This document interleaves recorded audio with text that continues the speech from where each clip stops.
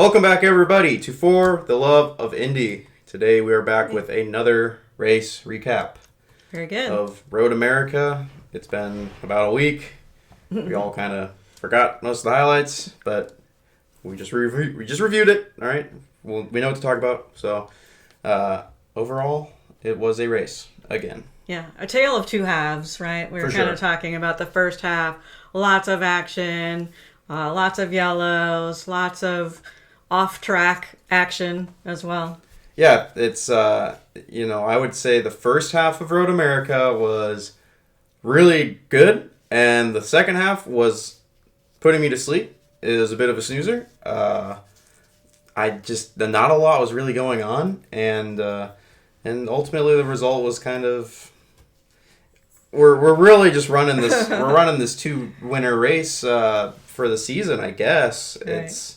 Well, you kind of predicted the result, though. I think you said Palou was going to be back in it, and I said that out of practicality. I didn't want it to happen. You didn't. We don't want it to happen, and I don't think that their team even knew that it was going to happen. There are articles written saying Barry was saying, at about lap 10 to go, they were like, "Oh, we might actually be on the right strategy. We might be able to pull this off," and so.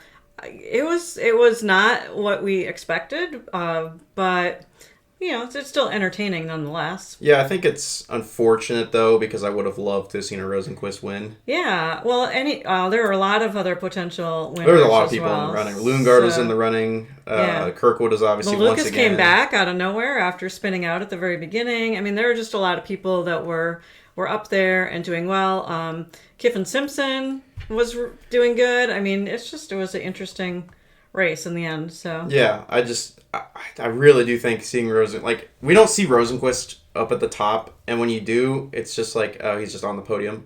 I think he's only won a race in IndyCar. Yeah, and even then, I think it was Road America 2 or 3 years ago. Yeah, I don't remember. From what I kind of remember, and that being the case, it's like, man, it would have been awesome to see him win again. Yeah. It seemed like the strategy was for a bit there. I thought it was playing into his hands. I'm like, wow, Rosenqvist is going to get this. That's great. Yeah. And it just Nick Ganassi found a way, but mostly I would say going into the end there, Dixon was just giving that toe. That was the only way it worked out for them. Right. And Dixon also, I mean, he had to top off the gas. So his strategy, well, a lot of times he can pull out a win like that. And we were not going to be happy if Dixon won again with that kind of a strategy. But he also, he didn't quite have it, but for some reason, Palou did. Right. I mean, it was just a matter of they stopped 2 laps later than Dixon, I think. And that's the only way that was able to play. Plus the fact that you get the toe. Right. And they had to have been working between Dixon's tower and Palou's tower at some point there to be like, well, let's just see what we can do. Yeah. Chip probably was like, all right, I'm going to call both these towers. I'm going to see if we can actually do this real quick. And when you think of the two, there's only 2 laps. So that's over 8 miles. I mean, these are 4-mile laps. So these are, the longest laps, I think, of the season. And so when you have that stretched out of a course, then, 2 laps, that's a big deal. In Iowa, it's it's a flash, it's 17, 19 seconds. Right, we're talking, we're talking, 4 laps at Iowa equating roughly, to 1 lap at Road America. Yeah. It definitely makes a difference. And you also have a lot of long straights, so you're burning a lot of gas. Right. And, so, I mean, I think the beginning was just like, wow, we are so back, I think. Yeah. It was still IndyCar has this potential still, even on the road courses, and it's coming back around. Yeah. Something's changing, either just in the fact that the drivers are just saying, screw it, we're going to push the limit way more than they were really pushing the limit at the beginning. I mean, they were driving so close to each other, and there were lots of close calls and places where you thought, oh, for sure somebody's going to be knocked off the track here, and they hung in there. Lots of passing, lots of turn 1 passing. Mm-hmm.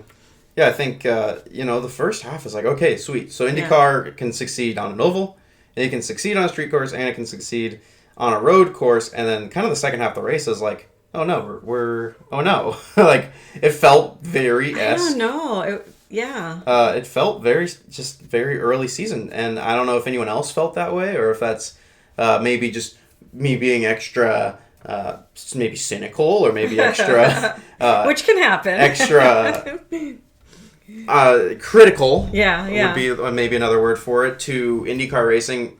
Also, part in the fact of, like, Right. I have to have we have to have some hot takes on here, otherwise.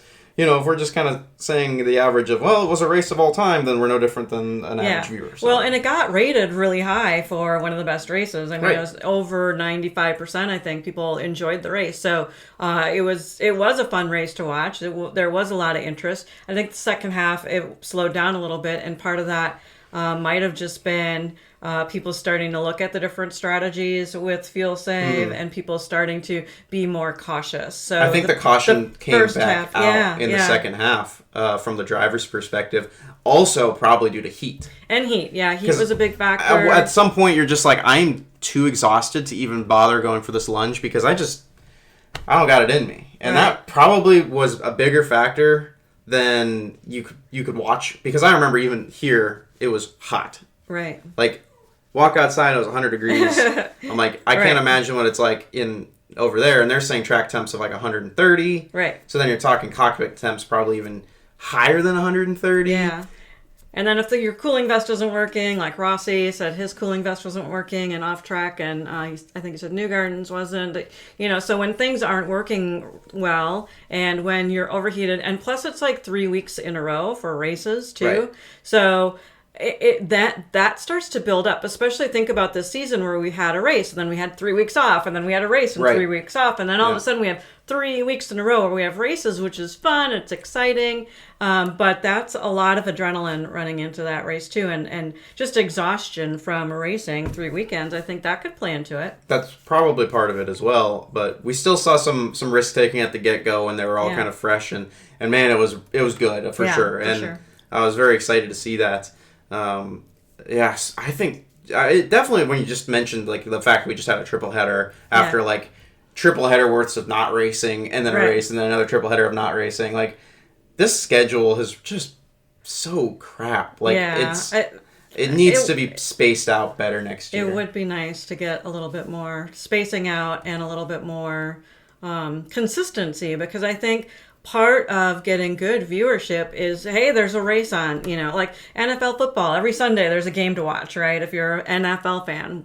And it's not that you want to have a race every single weekend, but at least having a little bit more consistency. And I know you can't make it every other week and have it be perfect, but, there are some places where they can fill in the holes and some places where they could maybe spread it out a little more. And on the topic of schedule, maybe this is getting off from Road America. Good news for the week. Yeah. Thermal is not coming back next year. Yeah. Woo! That race is done. So now, but what I did read was they may be considering it for the following year, 2027, if they can get sponsorship, if they can make it actually work. So they're giving them kind of a couple years time there, or at least a year time to figure out, okay, can we make this work or not? And then we're adding in our race in Texas too. Right. So that'll be a nice swap out. There's rumors about Mexico being added. It does sound like the series is looking to replace thermal and not just like cut it. So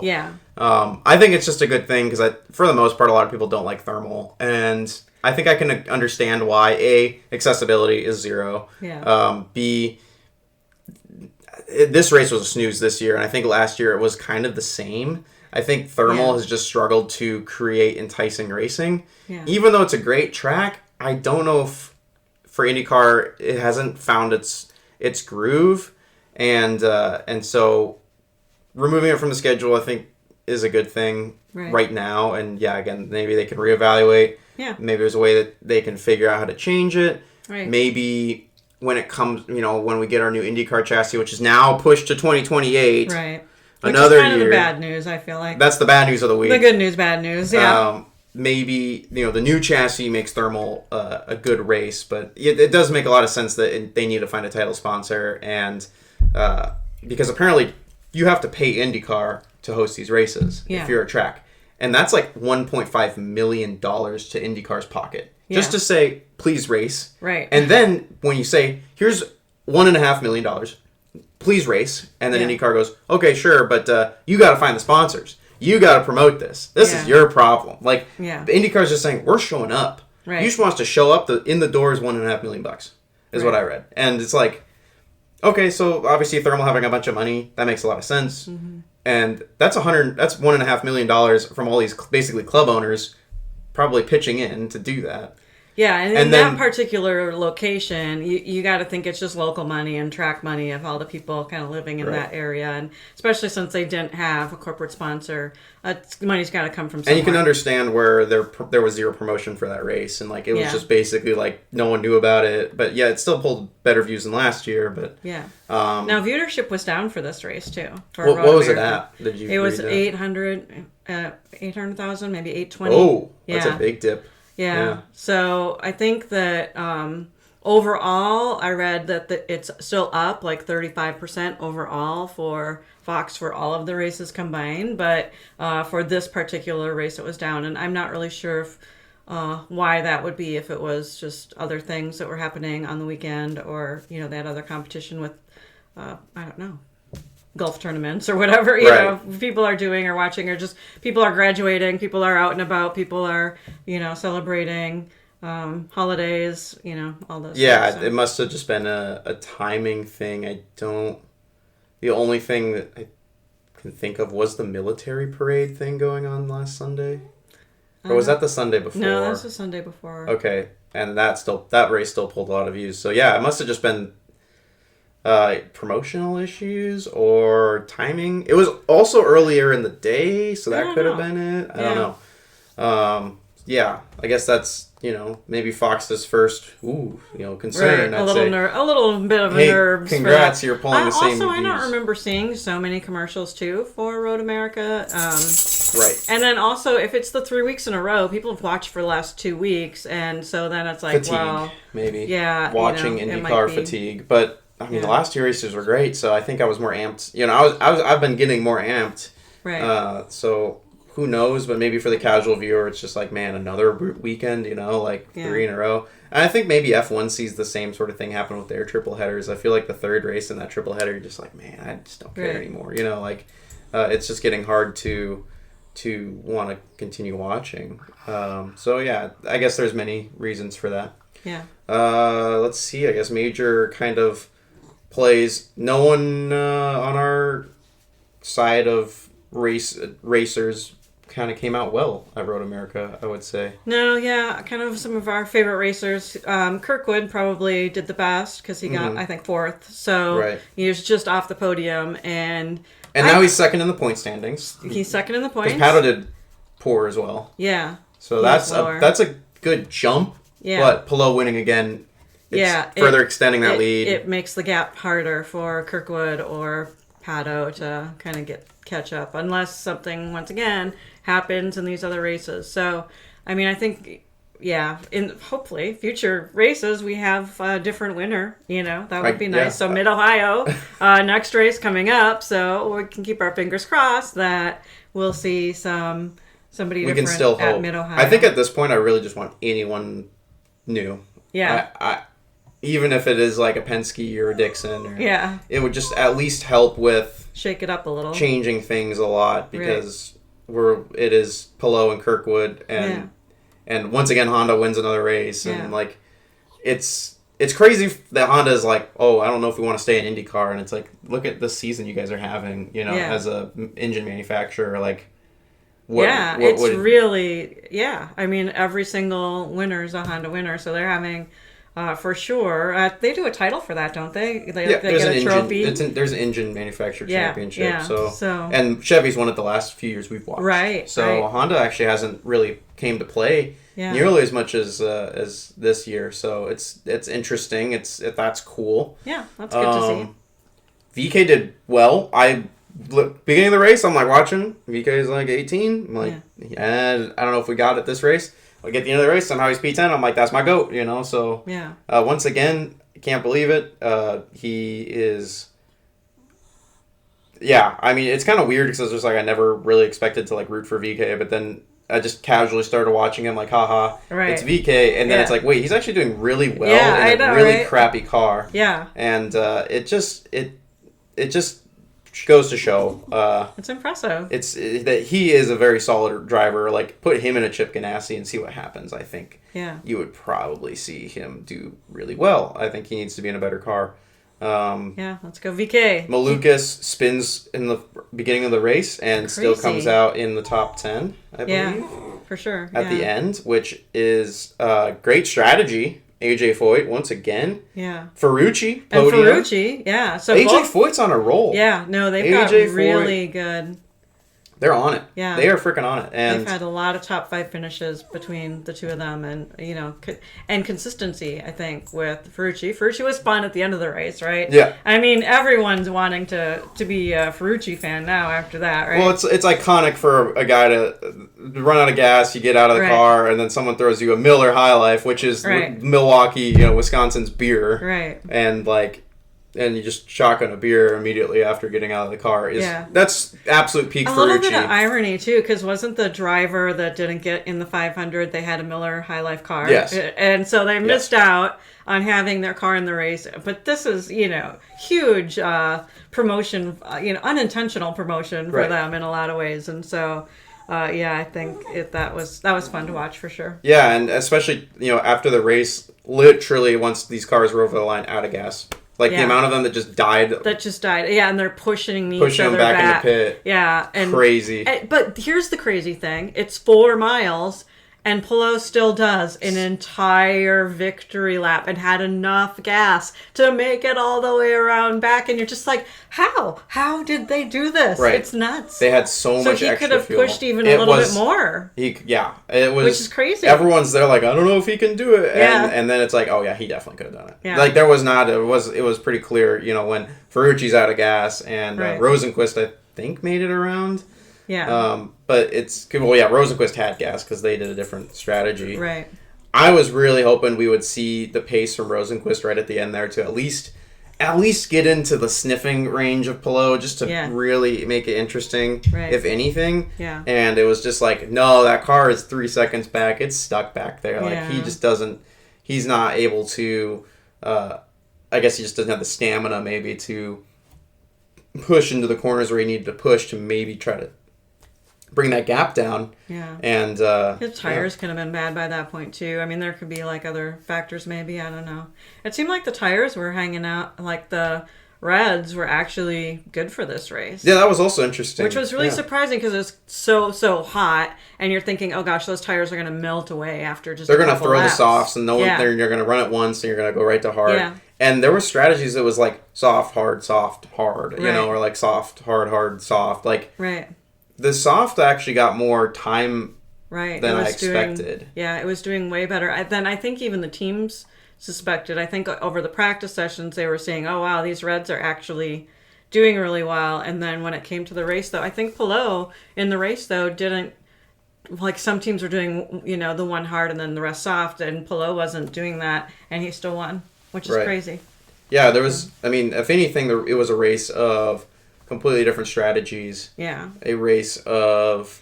And that kind of happened because the yellows at the front. I mean, you had a yellow on lap 3 and then like lap 7 or something. I mean, I think there were like 5 yellows in the first half, of the race, and it's only 50 something laps. So you're, in the first 20 laps and you have like 7 yellows. I mean, it was nuts. So Right. It's.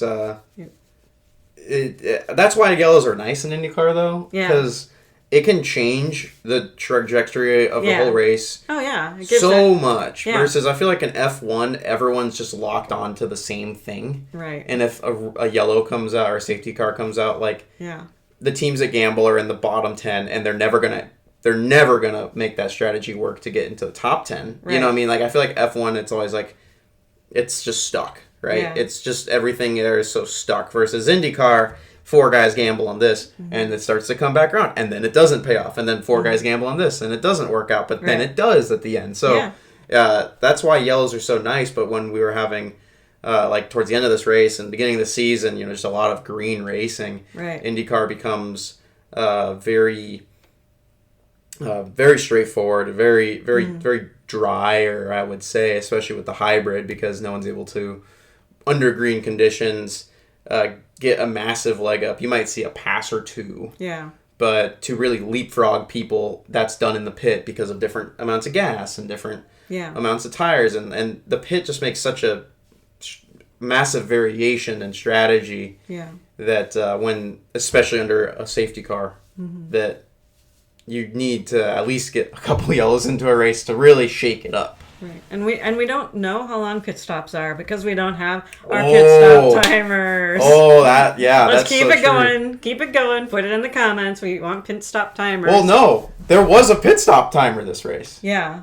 One time. It's like they keep teasing it. They have it. Yeah. It's not even... So the first time they show it, it's Indy 500. It's Rossi's Fire. Right. It's his little name in the corner with the graphic. I'm like, sweet, great. That's exactly what I want to see. Right. This time around, it was for 2 cars in the pit. So we know that they can do it for multiple cars in the pit that are going at the same time. They could do it for all 10 cars pitting under the safety lap. Yeah. They could do it. The graphic's there. It pops up and takes over the in the bottom the timing sheet. Yeah. It takes up the whole timing sheet. Okay. And it just, the name pops up and the timer starts going, and then it stops when it's done. Right.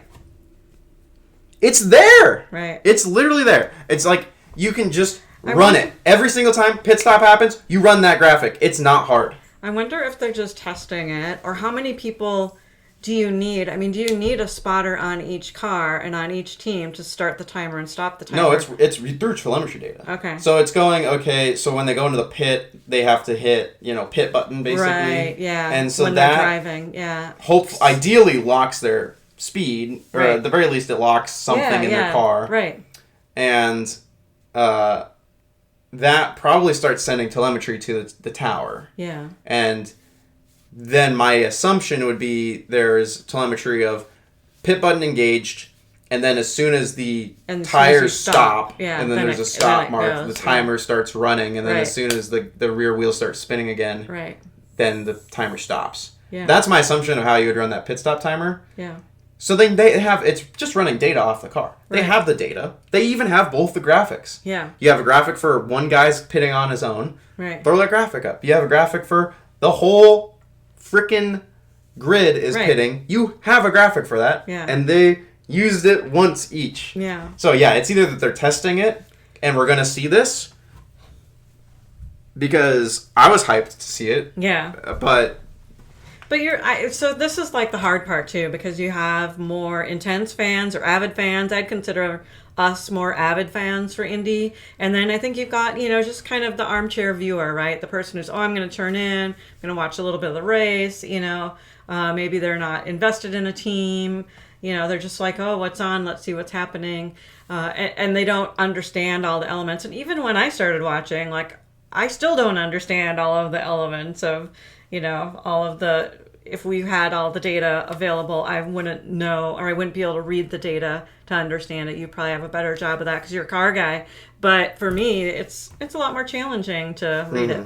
Right. So I get that this is a very niche request. Yes. But the problem is, too, they used to do it really well with the Peacock. NBC, with Peacock. Yeah. Peacock was, at the very least, they would show 3 of the top runners and their pit stop times, and you were able to at least compare kind of where those were at and who had a slow stop, and it helped, I think, the viewing experience. I think it did nothing but elevate the viewing experience when he goes, wow, how did this guy have a 12-second stop that we didn't even get to see on camera, but we know he has a 12-second stop. His race is done. Yeah. It's assumed it's... Yeah, and then you have a better idea of averages. I think, once again, we compare a lot to F1 just because F1, we're going to the movie tonight. We're, F1 fans as well. But when you see F1, I mean, it is down to, like, if someone gets a 2.3 pit stop versus a 3.3 pit stop, I mean, that 1 second, you think, oh, that's not big of a deal,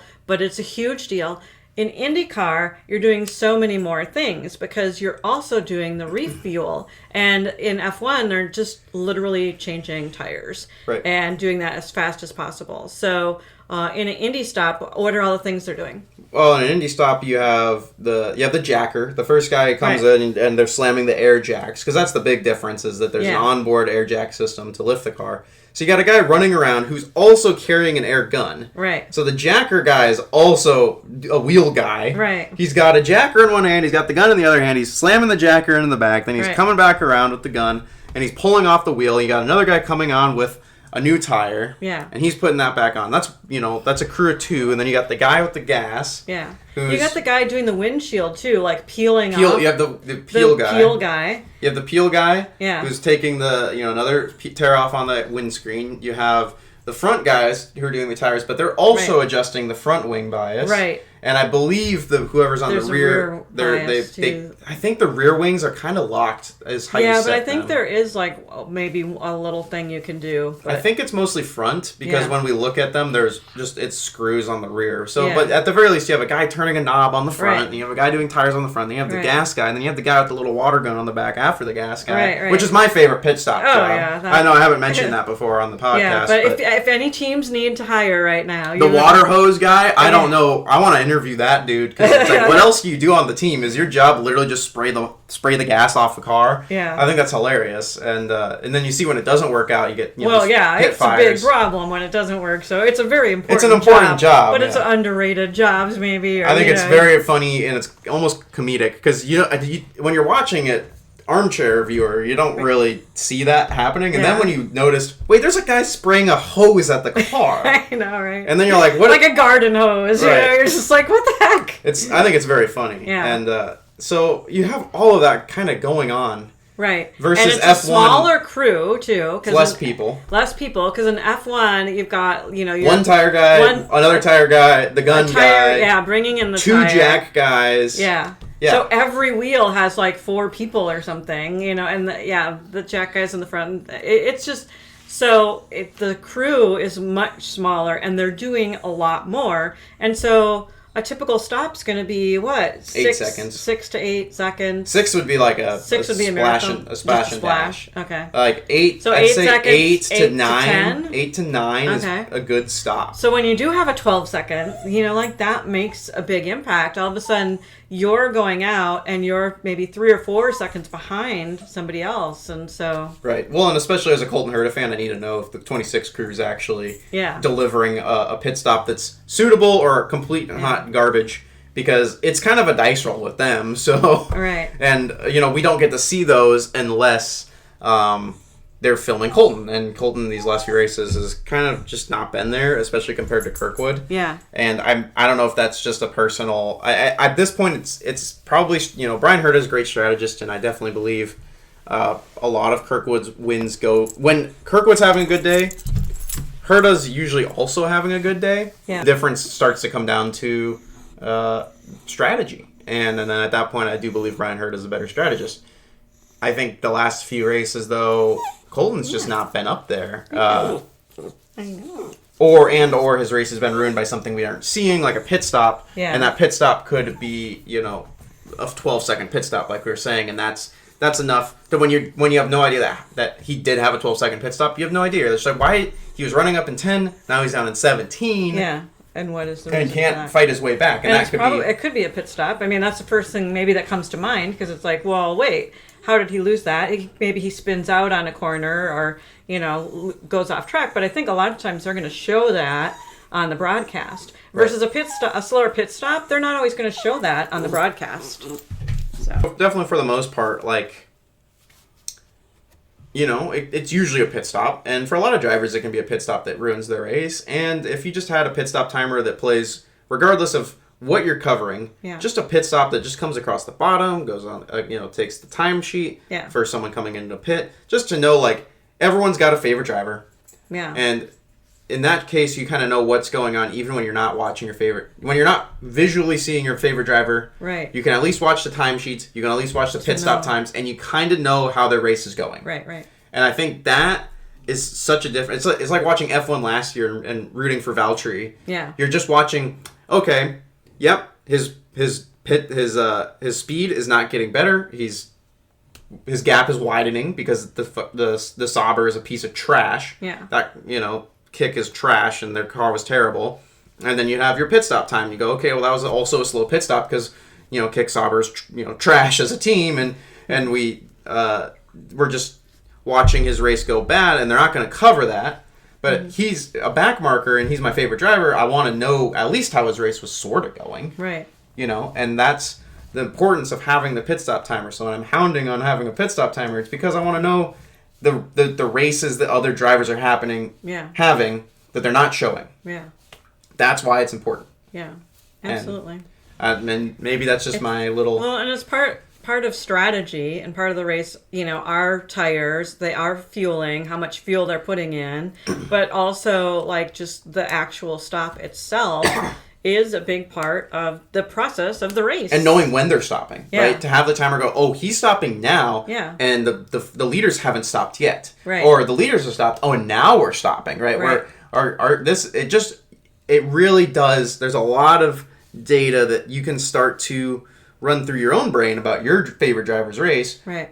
Purely off of a pit stop timer popping up. Yeah, for sure. And it helps a lot. And so I think now we know that Fox can do it. Yeah. And it's just time for them to do it every single time. Someone comes into the grid. I don't care. I really like it's a small ask, but it's time. And we're halfway through the season at this point, roughly. And I think... And they're doing well in a lot of different areas. They are still struggling sometimes with the drivers and the list being correct. And were a few times too, even when they go to the commercial break and they put the list up at the top where it wasn't updated. And so I'm not sure why there's that slowness or why that still isn't quite figured out yet, because you'll see a driver in third and they're not actually in third. Their name is pew, pew, pew, pew, jumping up and down, you know, and it's aggravating to watch. It's just not pleasant as a viewer. Like, there needs to be someone confirming if there's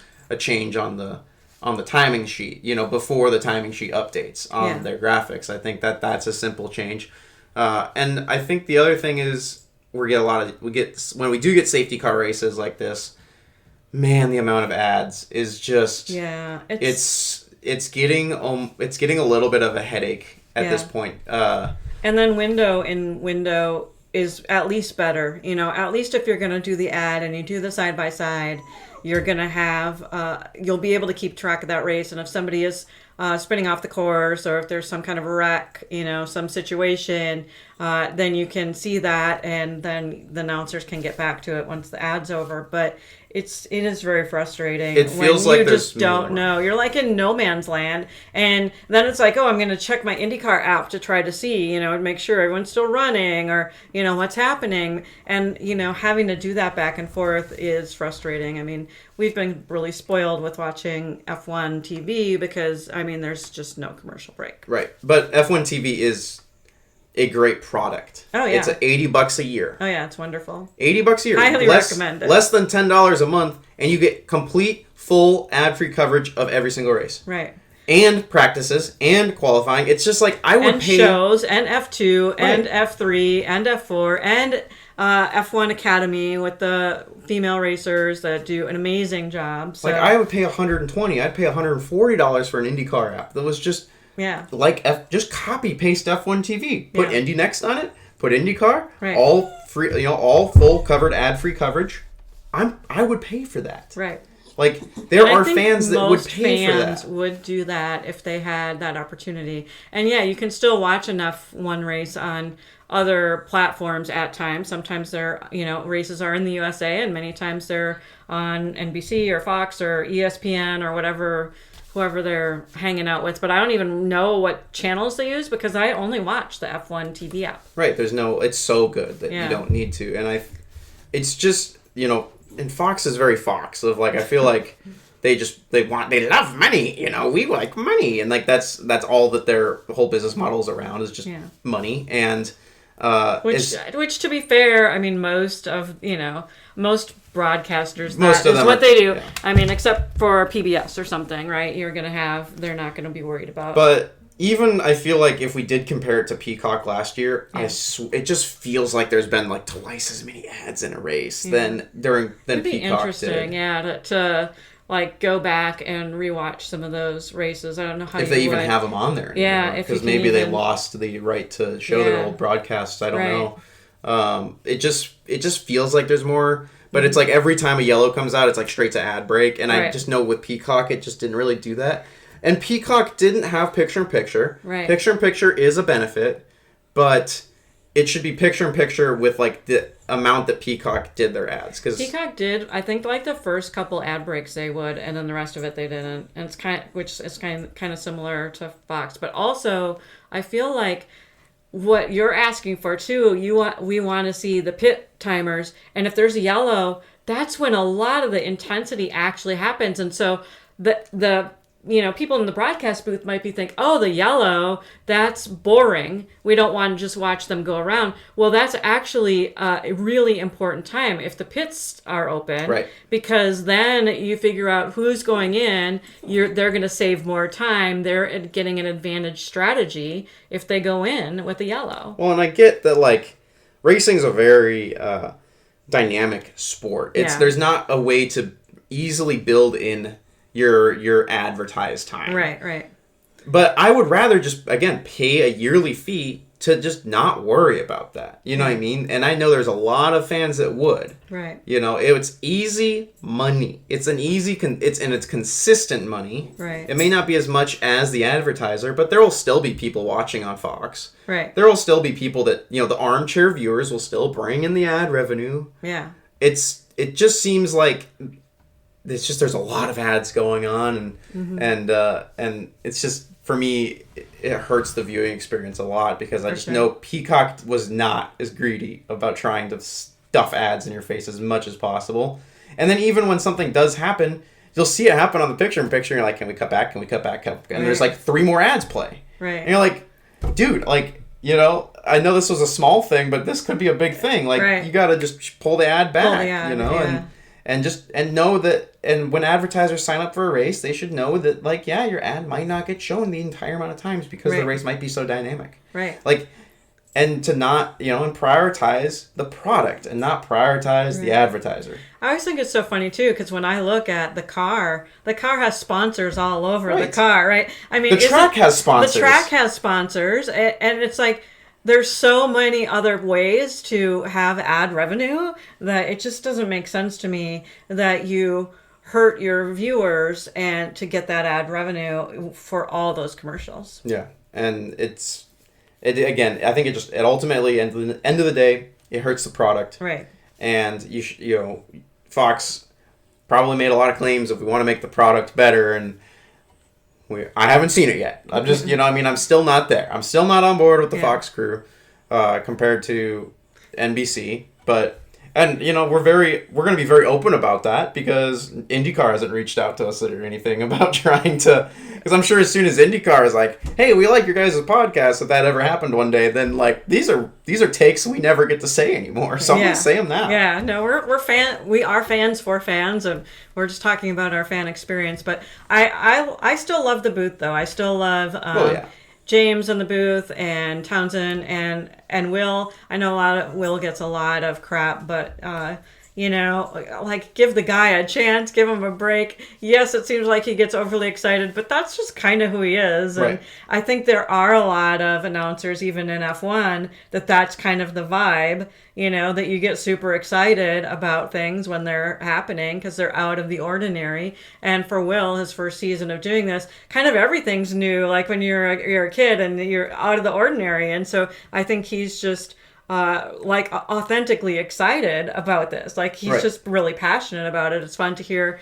interviews with him and to see that. And so, and he was on with Hinch the other day, and Hinch and Rossi, and he was talking about how afterwards he'll go back and he'll rewatch himself and learn of what he did and take notes and try to improve. So, I really like his mindset from that viewpoint. So the booth, I love the announcers in the booth, and even Jack Harvey, and I miss Kevin Lee in the booth. And Kevin Lee. I wish you could have 4 Jack announcers. Harvey and Kevin Lee are announcing Indy Next, and I'm watching some of those races. Right. And they're probably not. It is kind of. So it is fun to hear them, because they're announcing full races like that, and they're doing a great job. And it's actually, if you're not watching Indy Next, it's a really competitive season this season. So it's really fun. I think isn't it not the Hogger show right now? Well, yeah, he's definitely in the run, but at the top. But then you've got a lot of other movement with the other drivers, and he didn't win the last race, so it's fun to see. Yeah, I think so. And yeah, I don't know where I was going to go off of that one, but I know we're kind of talking about that, and I would say Fox is very much working on it. And again, Kevin Lee. I was going to say that. That's what I was going to say. Kevin Lee, put him back in the booth. Put 4 people in the booth just to add Kevin Lee back in. That's fine. He had a nice voice. I don't know why. It's just the way he's very just down to earth when everyone else is very out there when things are happening, and Kevin Lee will just be like, well, and this could be what it plays into, and he's kind of like the voice of reason, a little bit. I think it's just nice to have that, because you have 2 drivers, and you have Kevin Lee, who is was more grounded in his, and Will is very much opposite of Kevin Lee. So you replace Kevin Lee with Will. I think that might be jarring for some people when you get used to a booth. So that's kind of like I said, if you could put 4, and I don't see why you couldn't put 4 announcers in. It's just pay salary, I'm sure, but I would add Kevin Lee back in if we see him at Iowa, because I saw him last year. I didn't take a picture. I'm gonna try to take a picture. Oh yeah, I know. We saw him, and we're like, oh, should we say something? I'm like, is that Kevin Lee? And we probably just should. I think that will be our go-to when we're at the races, is just approach people, and hey, we're doing a podcast, so that's a really good excuse to talk to people too. So right, and we're gonna have shirts, and we'll be there. So if you see us at Iowa, if you're at Iowa, come say hi. I made some little friendship bracelets. You can have a bracelet, first come, first serve. We'll be wearing our shirts. We'll for sure. Advertising a little bit. Well, I think we probably covered Road America pretty good. Yeah. Looking forward into the next week, we're going to go see the F1 movie tonight, and I think we might do maybe a review podcast on the movie. So if you're interested, we kind of want to see, maybe someone's interested in the F1 movie, or they want to get around to it. We'll try our best to spoiler free, then the spoiler parts at the end maybe. We'll see how this is recorded. Maybe we won't record it at all, and this is all just a funny or we'll hypothetical. Record it, spoilers right from the get-go, and just go for it. But, if you like listening to us, our opinions, we'll probably mention one on F1. I think at some point we might do an F1 race review, or at least just a discussion. Yeah, the Indy season will end, and F1 keeps going, so... And we might continue on with that. I think it'd just be interesting to see, if there's an F1... viewer base, or if everyone here is just here for IndyCar, that's great. We've had a lot more subscribers in the last couple weeks. You probably saw the channel, saw it being promoted a little bit more, and we are slowly, surely growing now. We appreciate Again, greatly appreciate you not only subscribing, but also watching and sticking around and consistent viewership. Again, we are on Spotify, so if you like to listen to things on Spotify, go check us out on Spotify. The link is every single episode. It's in the description, so I know you can't miss that. And I've also started more of a personal project of a car account. So if you're more interested in car mechanics, car builds, maybe similar to Humble Mechanic, Tavares, and those kind of larger YouTube car accounts, you can find some more guerrilla-style filmed videos on the channel that I have linked in the description there as well. That just started up, so trying to grow that one. If you have the overlap of cars and racing like I do, then you can follow me over there. And we changed our flag.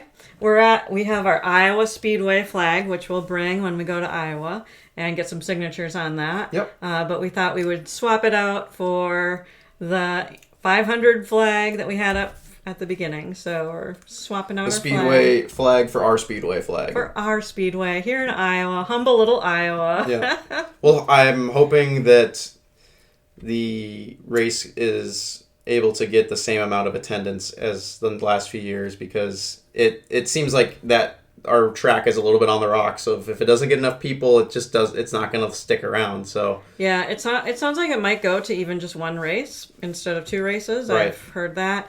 And then also, I feel like the sponsorship going from Hy-Vee to Sukup is a big thing, and Sukup's a big egg culture, kind of a sponsor. So they do a lot here north of us in Ames, where they do a lot with Iowa State.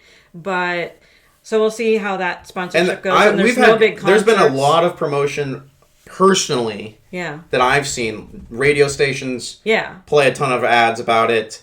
I'm getting stuff on my Instagram feed about it.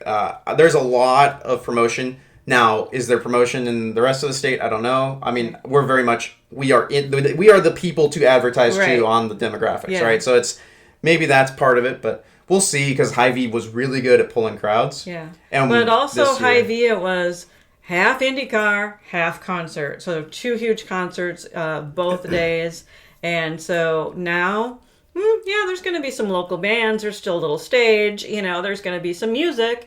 But I haven't seen them promoting any of the music of who's actually going to be playing. The small ones, no. Because there's no large concerts. I mean, last year was Post Malone. That was awesome. But Post Malone was really good. That was awesome. Because the last years before that, it was just all country. And it's like...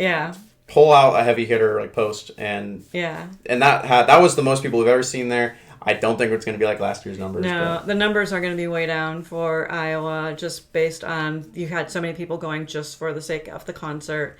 And so it will just be pure race fans now, and we'll see how that plays out. So if you don't have tickets to Iowa and you're worried you can't go, trust me, there are tickets. I think if you get before July 1st, it's like $65, and I think is that for the whole weekend? They're doing buy one get one on the grandstand, grandstand, $120, 2 tickets to the main grandstand. So, it's like that's solid. Yeah. So and everything there's free. Like, you can get free drinks throughout the day. With Hy-Vee, though, do you think we're going to lose out on some of those sponsors? That could be gone. I think there'll be some of those, but I don't think there'll be as many as there used to because of Hy-Vee. But a lot of conjecture. If you could tell, we're excited about our little Iowa race because it's kind of our yearly tradition. So, but we'll end it there. We're hitting about 50. And thank you for listening. We really appreciate it.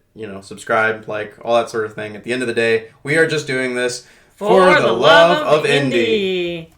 Thank you.